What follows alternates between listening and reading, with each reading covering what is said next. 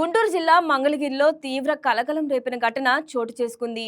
TV sound తగ్గించమని చెప్పినందుకు ఓ భార్య క్షణికావేశంలో భర్తను కత్తితో పొడిచి హత్య చేసింది. ఈ దారుణ ఘటన స్థానికంగా విషాదం నిలిపింది. పోలీసులు తెలిపిన వివరాల ప్రకారం మంగళగిరిలోని టిట్కో గృహ సముదాయంలో మొహమ్మద్ క్రాంతి దంపతులు నివసిస్తున్నారు. ఏడాది క్రితం వీరు ప్రేమ వివాహం చేసుకున్నారు. బుధవారం రాత్రి ఇంట్లో టీవీ చూస్తున్న సమయంలో సౌండ్ ఎక్కువగా ఉందని తగ్గించమని మొహమ్మద్ తన భార్య క్రాంతికి చెప్పాడు. ఈ చిన్న విషయమై ఇద్దరి మధ్య వాగ్వివాదం మొదలైంది.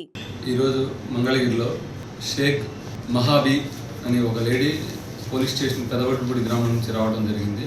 వాళ్ళ కొడుకు చనిపోయాడనే ఫిర్యాదు మేరకు పోలీస్ స్టేషన్లో రిపోర్ట్ ఇవ్వడం జరిగింది. ఈ రిపోర్ట్లో సారాంశం ఏంటంటే వీళ్ళ కొడుకు ఏసీ మెకానిక్ పనిచేస్తాడు. ఇతను షేక్ అహ్మద్. ఇతను ఒక 6 months బ్యాక్ క్రాంతి అనే లేడీని లవ్ మ్యారేజ్ చేసుకుని టిట్కో ఏళ్లలో 4th floorలో ఉంటుంటాడు. వీళ్ళిద్దరు భార్యాభర్తల గొడవల కారణంగా ఈ రోజు మధ్యాహ్నం 2 గంటలకు ఇద్దరు గొడవ పడ్డారు.